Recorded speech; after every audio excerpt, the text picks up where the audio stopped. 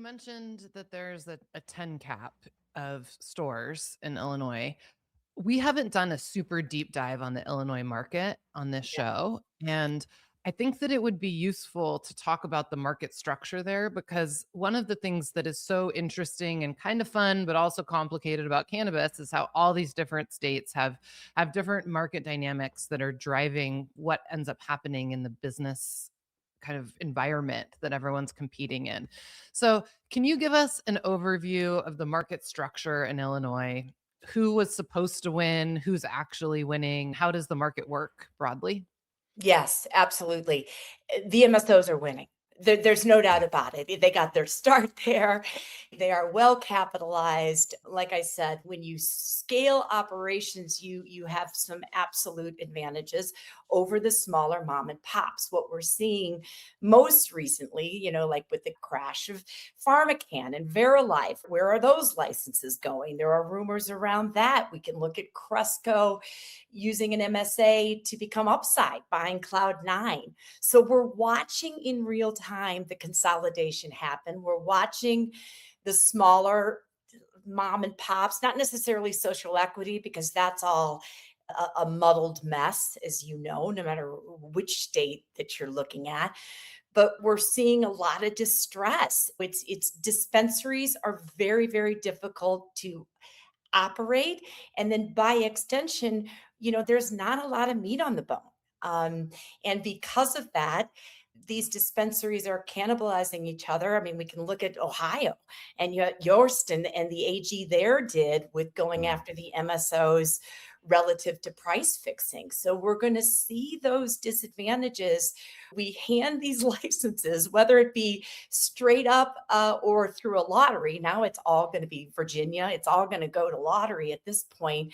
But it's social equity applicants that are winning these things, but they're not in a position to own and operate, in my So opinion. so And Illinois is the perfect example of that. It's where it got its start, the multi-state operators, so we're feeling this kind of price compression, this kind of like right? bottoming out, so to speak. And I don't know if we're at the bottom yet or close, but some markets teach us there's always more you could go down. Right. That's But unfortunate, right? feeling that there's this tension, you gotta in what you were mentioning, what's happening with AG Yost, like what's the silver lining? What's pulling us through? Where do we feel the energy is flowing in that where we're gonna start kind of climbing back out of this? Like, do you feel like there is a through line by which these social equity operators will be able to leverage folks like yourself and get to viability? What do we need to happen to enable that viability to be true? I'm going to start with what we need to happen. I think, and I'm not, and believe it or not, I'm not going to start with Schedule 3 and rescheduling and alleviating some of the pressures of 280E. I think what we're seeing is that these smaller operators do not have access to capital. That has to be one of the biggest lifts that we can alleviate. Guess what? It's not. And this is the Mhm. positive thing. It's not consumer demand.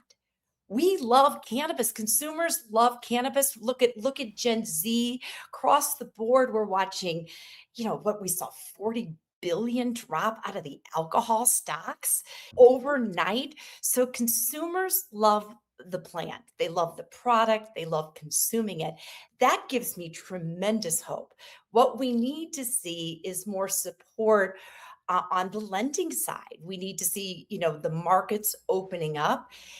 One of the big challenges, if you're a small mom and pop operator, you come into this without the experience you need. I mean, you can grab a consultant like myself or wrap yourself in a franchise. There's different ways to do it. But the problem remains you don't, nobody wants to lend you money without 2 years of successful operations. So there's Mhm. there's a lift right there. When I first started building retail companies in the 90s, I met Kangaroo Kids. I mean, I had a restaurant first, but by the time I was 24, maybe, I opened Kangaroo Kids. I walked into Heartland Bank with experience and they just liked me, and the SBA handed me money. And I did multiple SBA loans subsequent to that. So in traditional retail, I was able to scale my companies, build chains, put multiple locations because I leveraged the SBA. That's not an option in Mm-hmm. cannabis. We need vehicles by which we can sustain these companies. I do a lot of work with a group, but you guys probably know Bob Hopen, and he's Mhm. behind a group called C Trust. Now, this is interesting. C Trust is creating scores, FICA scores, basically, good karma scores, and monitoring these licenses so that we can free up some capital. Because if you've ever owned a small business, you understand that without that flexibility in capital, it's very hard to grow. You're just cut off at the knees every time. So I think But that's a Tanya, big, not to be the negative Nancy, yeah. but we had Steve Ernest from Chicago Atlantic on, Oh was it yeah, last week, recently, and they've deployed over 3 billion in debt to cannabis companies, but they don't like to deploy less than $5 million, right. and they do way more than that. And so their target in terms of the type of business that they invest in are not small businesses. And so even with something like a credit score, like who or where is this capital going to come Well, I'll from? tell you who Because wants to that's step super up, interesting. AnnaRae. It's this consortium. I'm going to call it a consortium, but I've labeled that. It's these cannabis-friendly financial institutions, and a lot of these guys are small or to medium-sized credit unions that get lending into cannabis. So there are places that we can go to free up capital, and you're talking about smaller pieces of this. A $500,000 revolving line of credit, and that can even be secured. It could even have be secured by property at 60 to 70% LTV. So there are ways to do this if we start looking at the industry as a credible industry and we start accepting these operators and give them a chance, because otherwise, how do you go head to head with GTI at this point?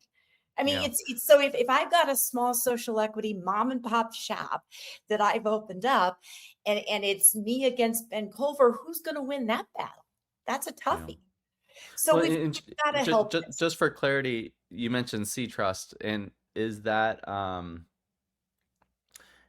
showing traction? Like, are banks actually looking at that as like a positive indicator for some? To my understanding, absolutely yes. Mm, They're building relationships with these financial institutions while talking to Chicago Atlantic. You know what I mean? So it's not that you can't look at the 6.6 billion in debt that's about to come to fruition here while helping from like more of a SBA vantage point these social equity and mom and pop applicants. Guys, remember what we've done here over, since when Illinois popped, I was able to be an owner of dispensaries because I was wait for it, a woman.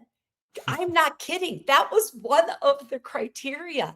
Now I got to have a misdemeanor. I got to live in the hood.